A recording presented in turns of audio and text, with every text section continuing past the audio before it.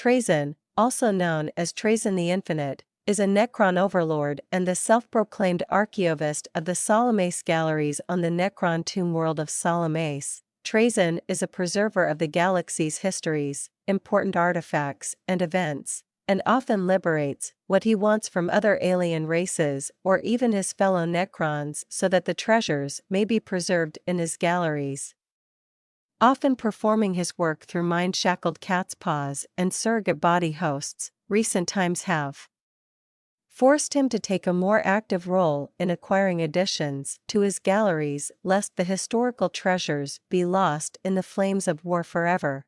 Trazyn only wages war in order to maintain and expand his collection, often disregarding strategic and tactical considerations in order to do so.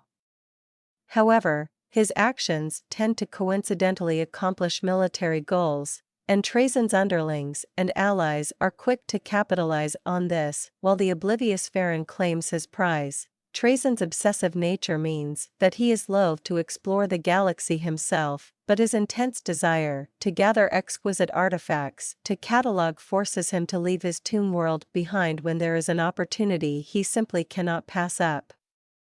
Furthermore, he is known to often send Necron agents disguised as himself to do his work for him. Many of Trazyn's foes have become startled to discover that the Necron they had slain who they believed to be Trazyn was in fact a Lichguard or a lesser Necron lord. On such occasions, the real Trazyn works from behind the scenes in order to circumvent direct opposition through stealth and trickery to get his necrodermis-sheathed hands on the latest prize to add to his collection. The vast and numberless vaults burrowed through the tomb world of Salamace are crowded with technologies so rare and sublime that any Adeptus Mechanicus tech priest would give the life of several close colleagues just to know that they existed. The sunken chambers of the galleries are crowded with artifacts of all forms, the fabled Wraithbone choir of the Asuryani Altansar craft world, the preserved head of Sebastian Thor, the ossified husk of an enslaver, and a giant of a man clad in Baroque power armor, his face contorted in a permanent scream, to name but a few. It is a horde ever growing, for history is always on the march, and Trazyn strives to keep pace. Alas, few worlds willingly give up the artifacts Trazyn seeks of them, selfishly clutching on to the few meaningful things of their civilization rather than offering them up to be preserved through the ages. In such circumstances, Trazyn has little choice but to muster his armies and take them by force if this results in the destruction of a city, a planet or an entire sector of the galaxy, so be it. Most impressive of all Salamace's wonders are the prismatic galleries, winding chambers of statuary recapturing events from galactic history that Trazyn deems worthy of preservation, ranging on scale from the last High Council of the Adheri craft world to the sprawling massacres on Tragus. The prismatic galleries are populated not with mere sculpture, but living beings transmuted into hardlight holograms by arcane technology. Some such statues are nothing less than the original enactors of history, frozen in the moment of triumph or defeat and whisked away to Salamace to forever stand as testament to their deeds. Occasionally a statue will be destroyed, shattered by a malfunctioning Canoptech Wraith's collision, the collapse of a gallery's ceiling or, as happened on one catastrophic occasion, a fire fight between Trazyn's warrior servants and the entourage of an all-too-curious inquisitor, most of whom now constitute their own display in one of the upper galleries, have also led to unforeseen damage. Such events drive Trazyn to frustration, for he must halt his search for fresh acquisitions and seek out replacements. Of course, few of the statues are replaceable, but there are no rules to Trazyn's galleries save those that he himself decides upon. If he decides one of the hardlight tableaus fulfills its function with substitutes, however inaccurate, then he will acquire them. Fully 1/10 of his Death of Lord Solar Macarius gallery is populated by holographic Imperial Guardsmen whose uniforms are 300 standard years astray from historical fact, but Trazyn cares only for the spectacle, not the details of bootlaces and buttonholes. Once Trazyn has resolved to refresh his galleries, he does so with great urgency, seeking out campaigning armies, vulnerable garrisons or populated worlds with flawed planetary defenses, depending on the scale of losses. Replenishment might be achieved by a few simple kidnappings by low-flying night scythes, or may need a more substantial mobilization to process and catalog portions of the planetary population. Nor are other Necron tomb worlds immune to Trazyn's attentions. In his mind, other Necrons are no more trustworthy than aliens when it comes to guardianship of the artifacts he craves. Thus Trazyn makes little distinction between artifacts held on alien worlds and those possessed by his own kind. The resulting indiscreet liberations have rendered him persona non grata on several tomb worlds. He is forbidden entirely from the catacombs of Mandragora under pain of death, following a long-ago attempt to spirit away the staff of the Destroyer, and welcomed on Mobius on the strict understanding that his arrival will in some way improve the standing of the ruling Nechthys dynasty. These occurrences go some way to explain why Trazyn rarely travels under his own name, but with his true identity concealed by pseudonym. Alas, whilst he fancies these names to be masterful attempts at deception, all are simply plucked from ancient Necron myth or fabled literature, such as Nemzur Koshchai or Thantek the Deathless. That Trazyn is rarely discovered before he is ready to make his move, therefore, says more rather about the insular nature and selective knowledge of other Necron nobles than it does his own aptitude for subterfuge. Even on orc-held planets, Tau September worlds and human colonies, where his dealings are conducted strictly through mind-shackled cat's paws, Trazyn goes to great pains to keep his identity a secret. He knows full well that his activities have come to the attention of certain rogue traders and inquisitors. After all, the Imperium's tangled history presents something of an irresistible lure to one such as Trazyn. Nonetheless, whilst he remains confident in his ability to outwit the plots and snares of primitive humans, Trazyn's paranoia is sufficient to force a degree of caution. Trazyn commonly conducts reconnaissance and campaigns through surrogates substitute Necron bodies into which he can pour his will by an unknown means of engrammatic transfer. Should the body suffer catastrophic damage, Trazyn's essence simply returns to his true form, or otherwise into another surrogate. Not all Trazyn substitutes are immediately recognizable as such.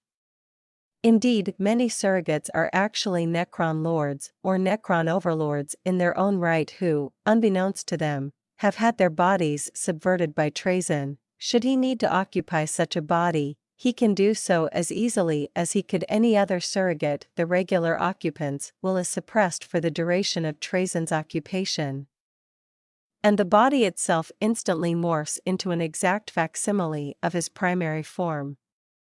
Thus protected from the dangers of a perilous galaxy, Trazyn can go wherever his passion for preservation takes him, yet these days of caution and plotting are fast passing by. The raucous din of war grows louder in every corner of the galaxy, consuming temples, cities, worlds, and even entire races long before Trazyn has had the opportunity to catalogue and rescue all that is worth saving. Thus, for the first time in millions of years, Trazyn is mobilizing the full might of Solemnace's legions, the better to secure entire planets from the onset of ignorant barbarians, whilst a proper and detailed cultural survey is undertaken. Already a score of the Imperium's worlds are under occupation by Trazyn's forces, the inhabitants subjugated by his implacable minions, but the undying legions of Salamace show no signs of stopping. Trazyn has tried twice to obtain the Spear of Vulcan for his collection, a potent melee weapon and one of the 9 artifacts of Vulcan left behind by the Salamander's Legion's Primarch for his Astartes sons to reclaim over the millennia after his last known reappearance during the War of the Beast in the 32nd millennium. Trazyn first sought to take the spear from its wielder, the Salamander's forge father Vulcan Heastan, in 878 of M41. However, he was defeated in personal combat by Heastan. He made a second attempt during the Tok'ran Crusade in 943 of M41, as Abaddon the Despoiler's 13th Black Crusade moved to its climax during the Forces of Chaos' final assault upon the fortress world of Cadia in 999 of M41. Trazyn the Infinite played the unlikely role of hero, becoming an uneasy and self-interested ally of the Imperium of Man's defenders. Dedicated above all to his obsessive collecting, a victory by chaos, condemning the galaxy to potential destruction at the hands of the ruinous powers, would severely damage Trazyn's ability to find new specimens. To this end, he decided to intervene on the side of the Imperium to try and thwart Chaos' final victory. It began on the Necron Overlord's home tomb world of Salamace. The first alarm came from the Bell of St. Gerstel. For thousands upon thousands of standard years, it had sat in silence upon its pedestal, content to while away eternity in the vast collection of artifacts possessed by Trazyn. Then, on a day seemingly little different to any other in the unchanging hallways of Salamace, the bell began chiming with ever greater force in full and inexplicable defiance of the stasis vault housing it. The first doleful noted chime split the vaulted ceiling of the bell's stasis chamber, unleashing a flood of coolant that instantly dissolved the last examples of Oliac sand sculpture in existence.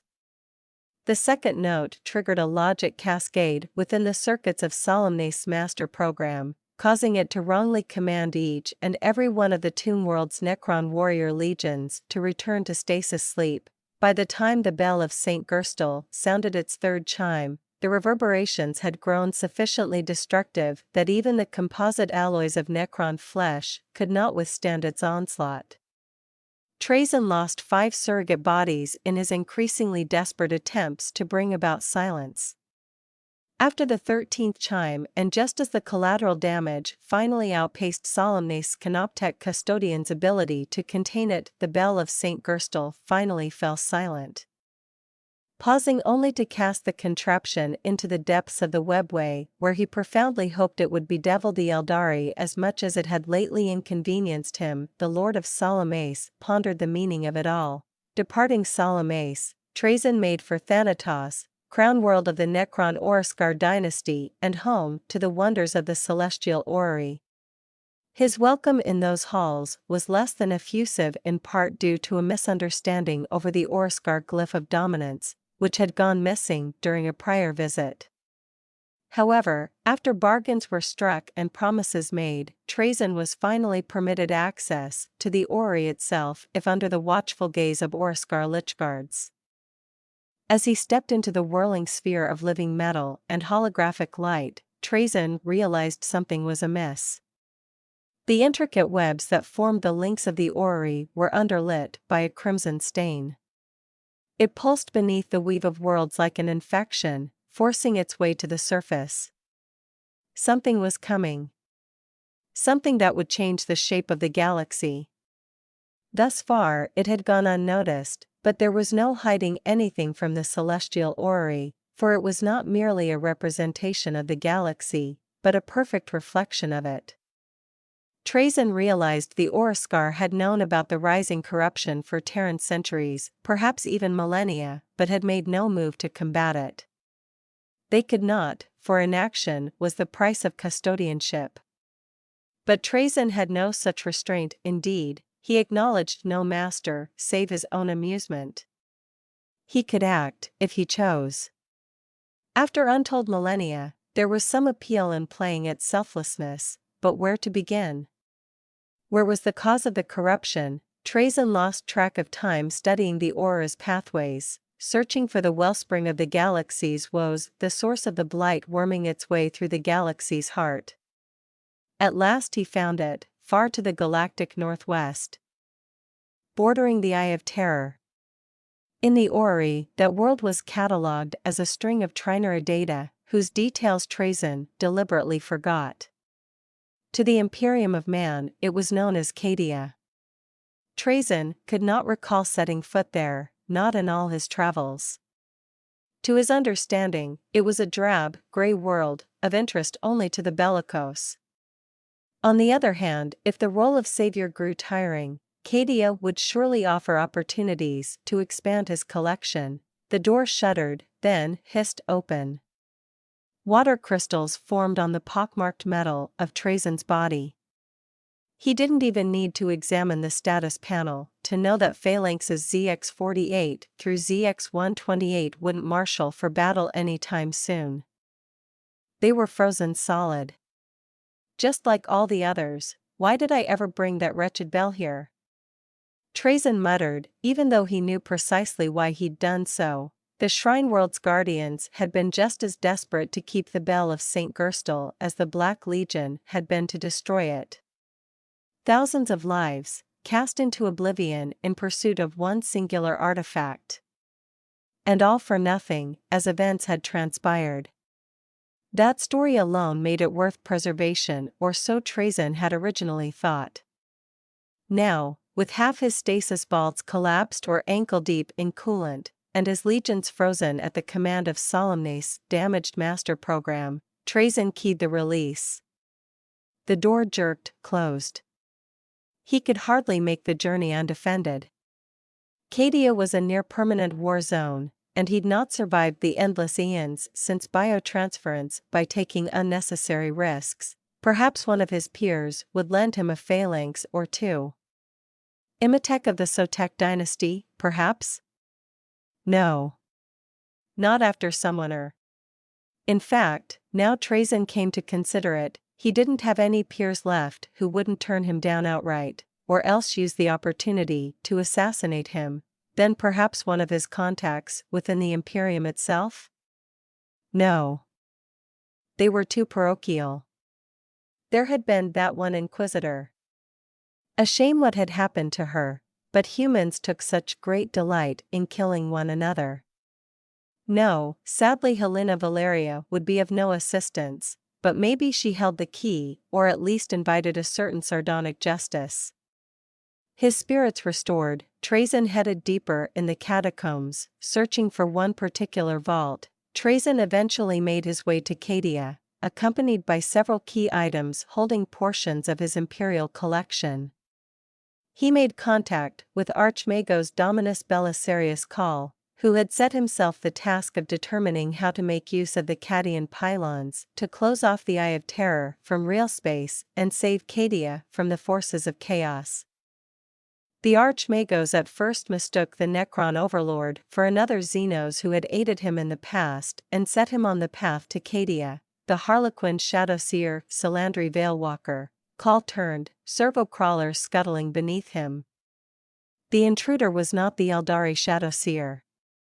Green eyes blazed from beneath a hood of metallic scale. The power core of a burnished staff glinted. I mean you no harm. The figure cocked his head to one side. Are those the correct words?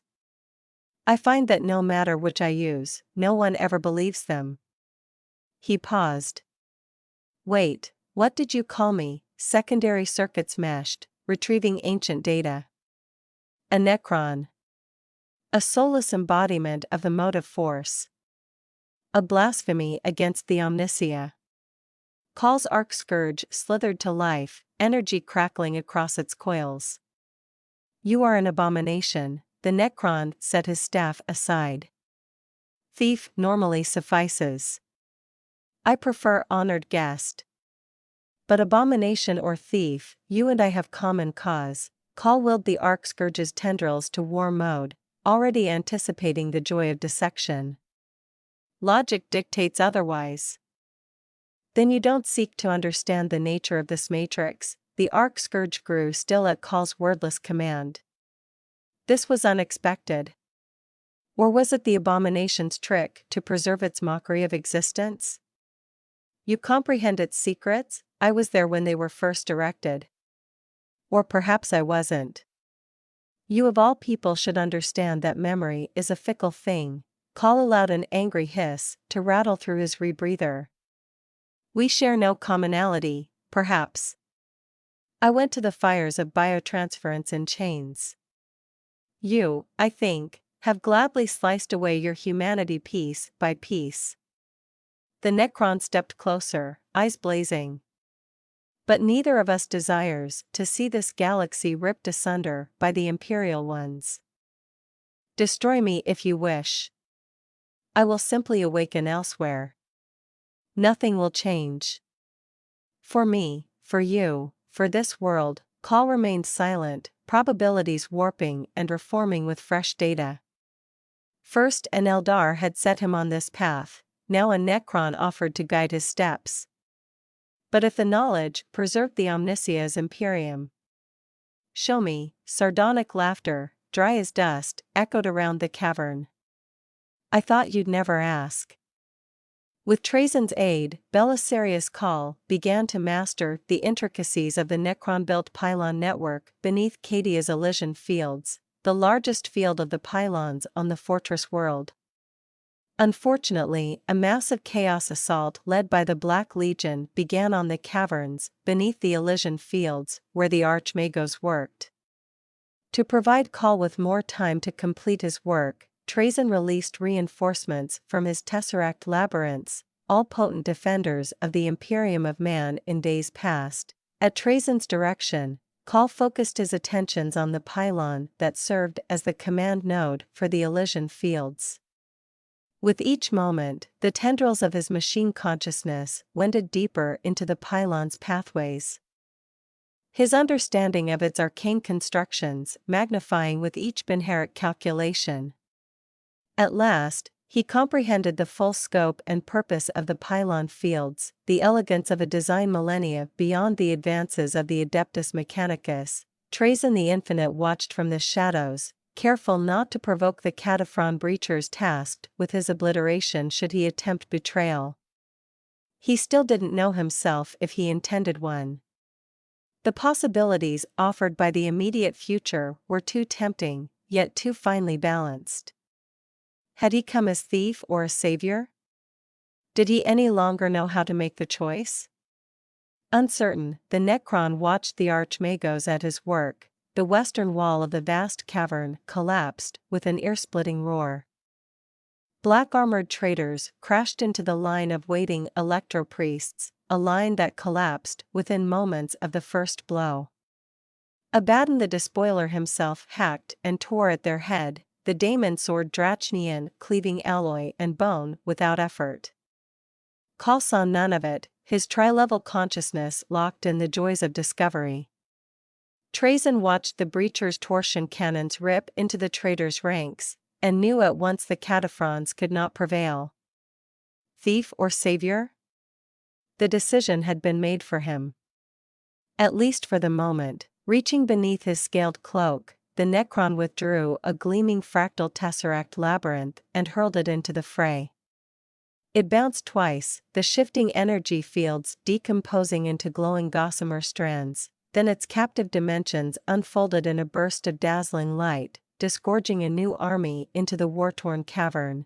This was not a Necron legion, nor even a body of troops drawn from a single world. The Tesseract's contents comprised the merest fragment of Trazyn's imperial collection, drawn from archives filled to bursting, or storage vaults given over to duplicate exhibits. Some had languished in solemn stasis vaults for Terran millennia, the fleeting centuries passing unnoticed. Others had joined the collection in but recent times, their captivity measured in solar months or years. For Lieutenant Commander Cervantes of the Ultramarines Legion, barely an eye blink had passed since the dark days of the Horus Heresy. For his contemptor pattern dreadnoughts and mortal brothers alike, no guidance was needed save the presence of the blasphemous icons of chaos, and the Imperium's double-headed Aquila. The dreadnought Talon at their head, the time-lost Ultramarines prosecuted their eternal battle anew. Others were not so swift to react. The Vostroyan Firstborn's 21st Regiment, taken by the Necron Overlord during one of the innumerable greenskin offensives along the Segmentum Obscurus, found themselves beset with stasis sickness, their heads swimming as perceptions snapped back into step with reality. But the roar of battle cures many ills of the mind, and the desire for survival transcends all existential doubt. Orders rang out, and the shaken Vostroyans entered the fray, joined by snipers from long-dead Tanith, Salamander's Astartes thought lost during the Clovian disaster, and a lone warrior in golden armor, his scarlet plume and eagle heraldry of the Adeptus Custodes seldom seen so far from the cradle of mankind on Terra. With the arrival of the impossible reinforcements, the Black Legion assault stalled. His self-appointed duty done, Trazyn returned to the shadows. The role of savior might perhaps have suited him in that hour, but self-sacrifice was a task he gladly left to organics. Yet there was one amongst the Tesseract-loosed group who did not join the battle, but surveyed it coldly from the fringes. Catarina Greyfax, Inquisitor of the Ordo Hereticus, was not known for leaping to rash conclusions, for she counted rashness as but one of the many paths to heresy. Her bodyguard, drawn from the 55th Capic Eagles, had learned this harsh lesson over many standard years of indentured service. The lost guns were leveled and safeties disengaged, not a single scion fired without the Inquisitor's order. The Puritan Inquisitor Greyfax would prove to be the most potent of the Imperial agents that Trazyn released back into the galaxy that day. Though even she had not survived her time in captivity wholly unaltered. As the Necron overlord soon made abundantly clear when he reappeared to the Inquisitor during a lull in the battle beneath the pylon fields, Greyfax aimed the muzzle of her condemner bolter squarely between them. Abomination, that word again. A metal hand gestured lazily across the cavern. Stop me if this sounds familiar, but I suspect your priorities require re-evaluation. You sow corruption wherever you tread. Your reckoning is overdue. She pulled the trigger. Or she tried to. Her finger didn't respond. Trazyn opened his palm, a flood of microscopic machines flowing over his fingers. I'm not a fool. The mind shackle will not let you harm me, bile flooded Greyfax's mouth. Anger seared it away. You've corrupted me. As you did Valeria, a precaution only. As for Valeria, she had a remarkable brain. You robbed me of the opportunity for study. Again Greyfax tried to pull the trigger. Again nothing happened. Useless, I brought you here out of common cause, said Trazyn. I am not yet done with this world, and nor is your Imperium. If you seek to save it, I suggest you focus that formidable certainty of yours elsewhere. Our reckoning will wait, and so it did. Call managed to get the Cadian pylon network functioning briefly. And it even cut the forces of chaos connection to the Immaterium by causing the Eye of Terror to begin to shrink, badly weakening the hold of its demonic forces upon the Materium. Even the Despoiler was forced to retreat off-planet, angered that its defenders had once more managed to prevent him from claiming the prize directly in bloody-handed battle. But Abaddon would not be denied his prize this time. He used the damaged remains of the Blackstone Fortress Will of Eternity, incapacitated by an assault from the Imperial Fist's mobile fortress monastery phalanx as an artificial meteorite, which slammed into the surface of Cadia, toppling the pylons and killing most of its remaining defenders. Not only were the Chaos Force's links to the warp restored, but the Eye of Terror began to grow beyond its former bounds, engulfing the Cadian Gate and the dying fortress world itself. The instability in the warp would extend outwards from the Eye of Terror, eventually cutting the galaxy and the Imperium of Man itself in half, creating the Great Rift. For Trazyn, the cause was lost, and having done what he could, he decided to claim one more prize addition to his collection. He watched the end of the battle for the caverns beneath the Elysian fields from a rocky perch, aware that history unfolded before him. His taste for the glory of the hero had faded, replaced by the urge to claim a trinket from the momentous hour. Perhaps a thief was all he was meant to be in the end. Metal fingers toyed with another tesseract labyrinth, its unfathomable dimensions fit to carry a single trophy from embattled Cadia. But what should that trophy be? So many prizes worthy of preservation clamored for attention. A stray Volkite culverin blast shuddered Trazyn's stalagmite, and he retired to safer ground. The tesseract would wait. Whatever his prize, its historic value would only increase as the course of victory tipped one way or the other, and Trazyn waited till the very end, as the Imperial defenders fled the caverns beneath the Elysian fields in the wake of Abaddon's catastrophic meteorite strike. As Lord Castellan Ursarker Creed, Cadia's greatest defender and the man who had almost single-handedly kept the fortress world alive, organized the evacuation of the surviving Imperial forces from the dying world of Cadia, determined to die with dignity even as he tried to save what he could, the Necron overlord struck. With a shudder, the line of Cadian defenders shrank towards the evacuation fields. The winds rose, stirring the dust storm to new heights. Suddenly Creed was alone. A flame-chased shadow passed overhead, the cog-toothed skull of the Adeptus Mechanicus emblazoned on its flanks. Lost fire lanced from its prow, provoking demonic screams from deeper within the dust storm. Then engines roared, and the transport thundered skywards. The last transport. Cadia was now little more than a graveyard, haunted by the stubborn and the dead. Creed stumbled. Despite the medic's valiant labors, his wounds still bled. He felt his strength ebbing as his lifeblood seeped into the greatcoat's fabric. One last effort. Then he'd rest. One last effort. The storm parted not before a daemon, but a metal giant in a scaled cloak. The wind snatched away Creed's hurried shot. Light glittered upon the figure's upraised palm, iridescent polygons billowing in a hypnotic dance, Ursarker Creed. The giant's words slammed down like tombstones. This need not be your end. Eternity awaits. The giant's laughter followed Creed into darkness, and then Trazyn let the darkness claim him, teleporting back to Salamis, thief and would-be savior both.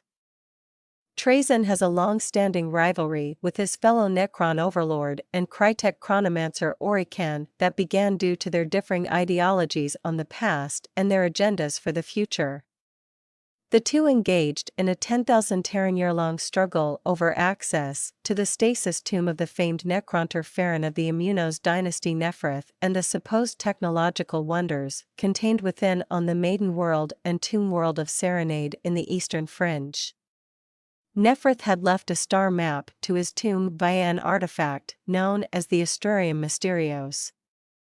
The tomb itself would only open every few Terran centuries or millennia when certain astrological formations aligned. A notable feature of Serenade was the Song of the Planet, which was actually a numeric sequence that was broadcast continuously from Nephrith's tomb.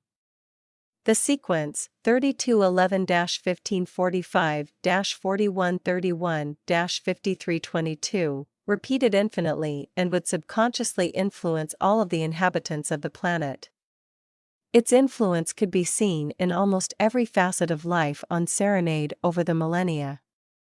To Necrons, continued exposure and investigation of the song could result in the onset of insanity.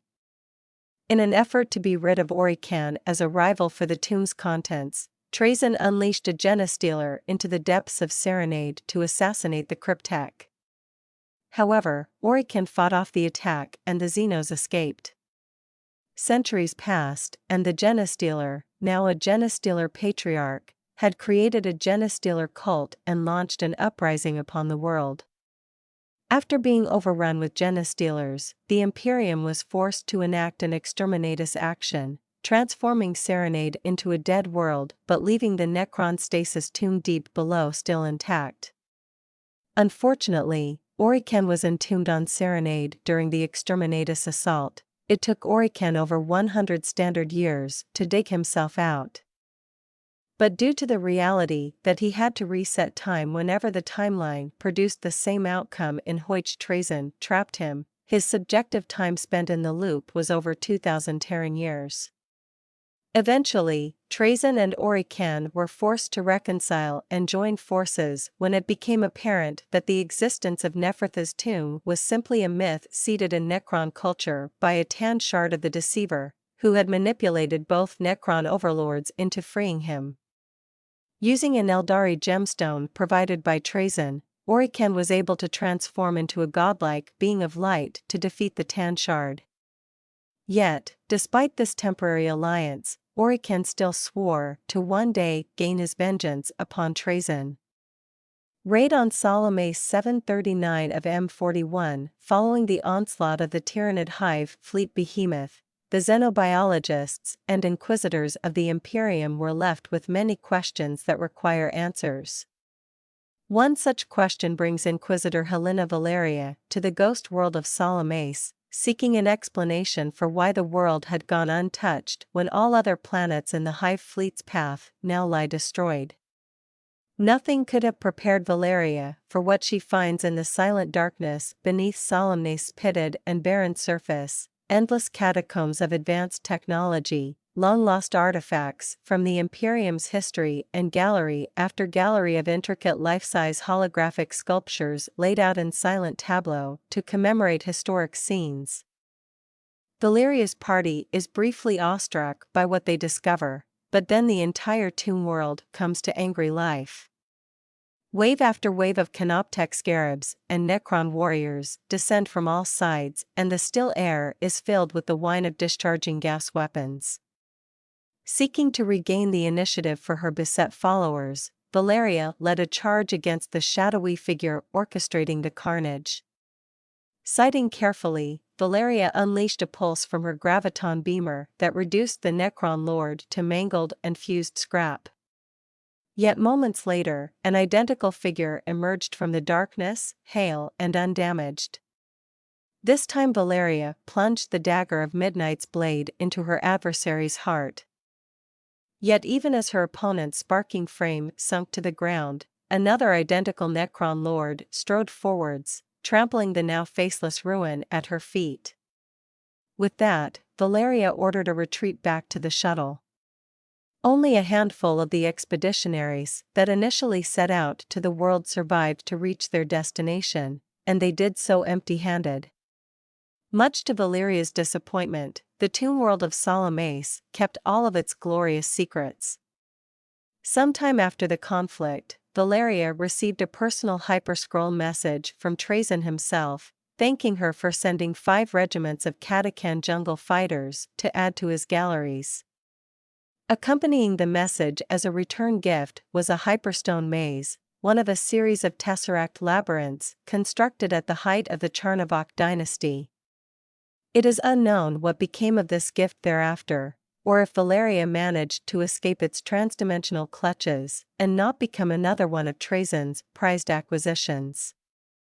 Infinite Enmity 878 of M41. Forge Father Vulcan Heastan of the Salamanders chapter defeats Trazyn the Infinite in personal combat after the Necron attempts to wrest the Spear of Vulcan for his own collection. Tok'ran Crusade 943 of M41. Trazyn the Infinite claims to have discovered the Song of Entropy, one of the missing artifacts of Vulcan, instigating a solar decade-long war between the Salamanders chapter and the Necron forces of Salome. Trazyn's claim proves to be a lie to lure Vulcan Heastan into a trap during the assault of Tok'ran, where the Necron once again attempts to slay the Forge Father and acquire the Spear of Vulcan. The Salamander's 6th Company fight back-to-back. Bolters and Flammers defiantly blazing away at the surrounding Necrons. 40 Battle Brothers fall during the fighting, but at battle's end, Heastan defeats Trazyn once more, and the Salamanders stand knee-deep in broken Necron bodies. The unknowable 991 of M41, Skitarii from Styges 8th are sent to the Diluvian-class world of Magog when the planet's industry dries up its oceans to reveal Necronter architecture. The Skitarii fight valiantly against the Necrons of the awakening tomb complexes, allowing the planet's islander people to evacuate to a man, but are badly outmatched. Only their commanding tech priests, hunting for knowledge behind the lines, escape the ensuing carnage. However, in doing so they clash with Trazyn the Infinite. One by one the tech priests are collected in stasis fields and displayed as part of a monument to Magog's fall. The Karnak Campaign 999 of M41, Anarker the Traveler arrives on a planet he supposes to be the tomb world of Karnak, only to find it infested with Eldar Exodites. Realizing that the tomb, if it remains, will be buried too deep for him to awaken before the Exodites can themselves summon aid, Anarker entreats the Necron lords and Necron overlords of other tomb worlds for aid. Reinforcements arrive from Mandragora, Gidrim and Traken, though the most unexpected of all is a contingent from Salamace, led by Trazyn the Infinite himself. All this takes time, however, and by the time the Night Scythe fleets deploy the invading forces, the armies of the Alatok craftworld stand side by side with the Exodites. Guided by the prophecies of Farser Eldorath Starbane and the strategies of Illic Nightspear, the Eldar attempt to stall the Necron invasion with a series of hit-and-run attacks.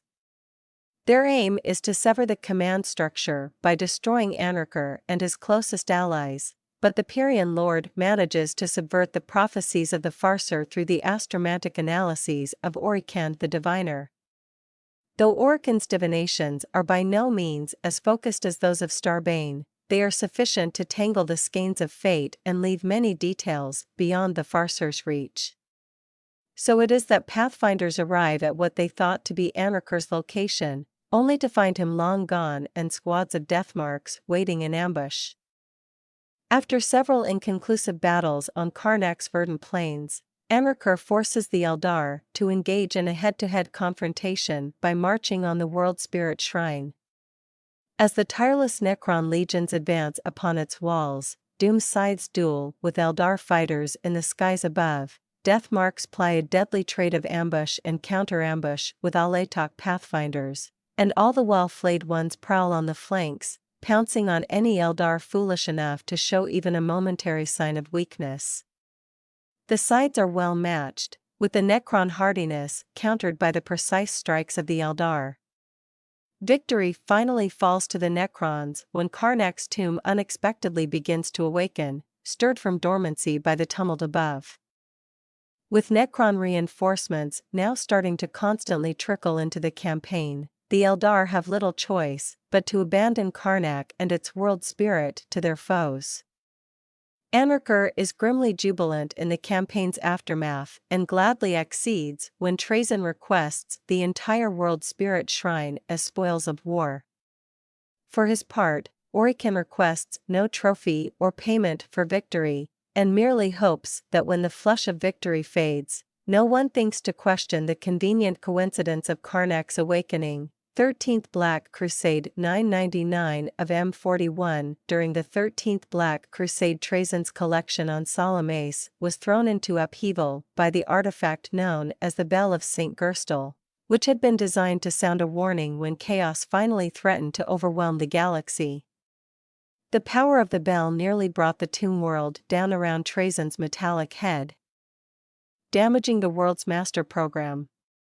This provoked the Necron Overlord into investigating the cause via the Celestial Orrery, a device used to monitor the galaxy that lay in the possession of the Necron Oriskar dynasty's crown world of Thanatos. While using the Orrery, Trazyn discovered that the Cadian pylons were holding back the tide of the warp on the Imperial Fortress world of Cadia, which had become the fulcrum point in the galaxy's conflict with chaos. Not wishing to see chaos spread throughout the galaxy, and also always eager to claim new items of extraordinary historical importance for his collection, Trazyn ventured to Cadia and aided the Imperial defenders there. Trazyn revealed to Archmagos Dominus Belisarius Call how to activate the Necron-built Cadian pylon network to seal off the Eye of Terror from real space. But even this was ultimately not enough to prevent the destruction of the planet. Abaddon the Despoiler used the damaged Blackstone Fortress Will of Eternity as an artificial meteorite which carried out a kinetic strike on the planet's surface, killing most of its defenders and toppling the pylon network. As Cadia died, Trazyn aided the Imperial defenders against Abaddon's forces and unleashed a small portion of his Imperial collection against the Black Legion, including the Puritan Inquisitor, Katarina Greyfax. Before he teleported away once he determined that he could do no more to aid the Imperial defenders, he claimed a new prize for his collection, the badly wounded Lord Castellan of Cadia, Ursarker Creed. For Trazyn the Infinite, ruler of the desolate tomb world of Salamace, war is nothing more than an opportunity to add new items to his archives. The larger the war, the more impressive the curiosities that can be liberated. To Trazyn, many treasures are priceless, such as a fragment of a Baneblade's armor, provided that the Baneblade is of a storied renown and glorious endeavor. Such prizes are more than enough to lure the master of Salamace and his personal guard into the din of battle. In a formation known as an acquisition phalanx that sets out specifically to capture such artifacts. An acquisition phalanx consists of Trazyn himself and 5 squads of his personal Lichguard bodyguards who have a ceaseless loyalty to their master.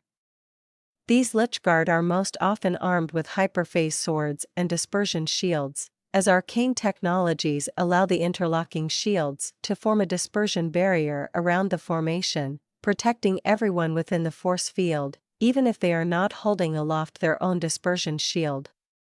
Trazyn's collection. The following represent a few select examples of what can be found in Trazyn's collection of historical individuals and artifacts. Wraithbone Choir of the Asuryani craft world of Altansar, the preserved head of the ecclesiarch Sebastian Thor, the ossified husk of an enslaver, Brother Cassiel of the Blood Angels chapter of Space Marines, who had been seconded to the Death Watch.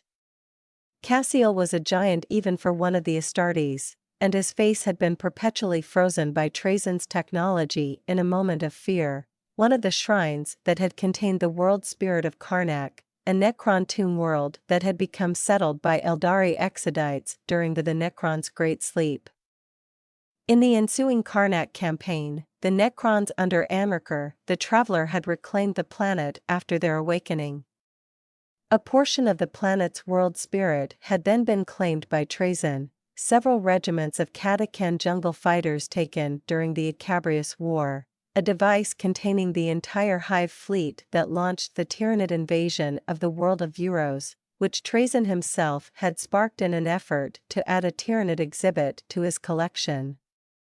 Trazyn found himself forced to abandon this particular exhibit after his legions were forced to engage in several full-scale battles with the Tyranids. When portions of the exhibit managed to escape on Salamace, Lieutenant Commander Cervantes of the Ultramarines Legion, his battle brothers, and several Contemptor pattern dreadnoughts from the time of the Horus Heresy. These Astartes were all slain on Cadia during the 13th Black Crusade at the Battle of the Elysian Fields, at least one member of the Adeptus Custodes, several regiments of Vostroyan Firstborn, including the 21th Vostroyan Regiment, the lost regiments of the Astra Militarum from Tanith, Astartes of the Salamanders chapter thought lost during the disaster on Clovia. The last Lord Castellan of Cadia, Ursarker Creed, captured during the final moments before the fall of that fortress world to chaos during the 13th Black Crusade, the Puritan Inquisitor Katarina Greyfax of the Ordo Hereticus and her bodyguard of Tempestus Scions drawn from the 55th Capic Eagles. After Trazyn freed Greyfax, she survived the fall of Cadia, and went on to become a major participant in the events of the Ultramar campaign, the Terran Crusade, and eventually the Indomitus Crusade, serving as a loyal commander for the resurrected Lord Commander of the Imperium, the Primarch Robert Guilliman. After the fall of Cadia, Archmagos Dominus Belisarius Call was able to remove the mind-shackle scarabs from her body during the journey to Macridge at the outset of the Ultramar campaign that had prevented her from harming Trazyn during the Battle of the Elysian Fields during the final defense of Cadia.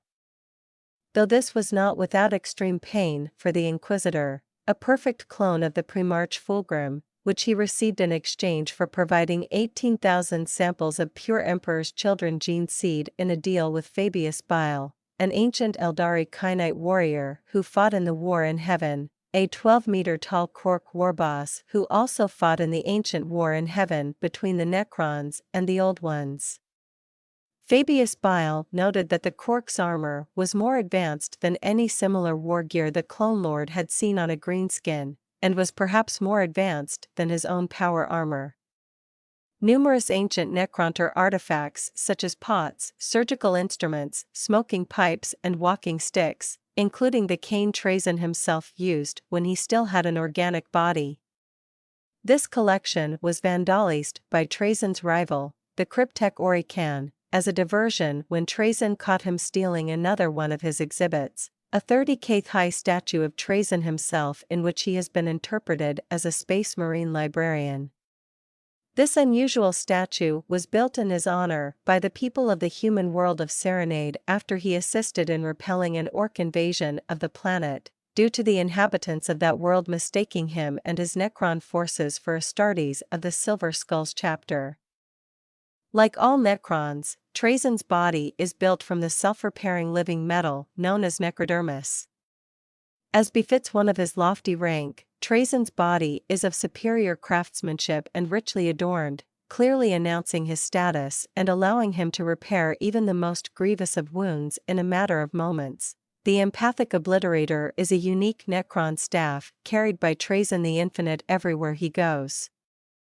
This terrible weapon is rightly feared by his enemies, and there is a dark rumor that the staff contains technology derived from that of the long-extinct Old Ones. When an enemy is slain by the staff, a psionic shockwave bursts forth from his body, potentially killing nearby creatures of a similar mind and purpose. Hence, an entire squad can be wiped out with a single blow of this horrific weapon. The Empathic Obliterator suits the personal combat style of Trazyn, as he disdains physical combat with inferior beings of flesh and blood and prefers to cleave them apart with as little fuss as possible. A mind-shackle scarab is a specialized Canoptek scarab variant that is one of the Necron's chief methods for controlling sentient alien races. At the bearer's command, a swarm of these tiny robotic scarabs bury into the victim's head and bypass his or her cerebral functions, turning the victim into little more than a puppet under the control of the scarab's master. When released during combat, they can be used to force a person to attack his own forces for at least a short time before he can wrest back control of his mind. Trazyn has many enemies, both amongst and outside the Necrons, and hence has accordingly devised a system allowing him to outlast any assassination attempt. He has implanted within his underling Lichguards, Lords, Overlords, and even Crypteks an arcane device allowing him to pour his own mnemonic engrams into their bodies whenever necessary. When he does this, the personality of the one he transfers his consciousness into becomes dormant, and its necrodermis body adapts to become a copy of Trazyn's own body. Whenever his host becomes damaged or his presence is required elsewhere, Trazyn merely wills himself into another body. This has led to his nickname of the Infinite, for many of his opponents have fled in dismay after smiting Trazyn down repeatedly only to see him rise again and again.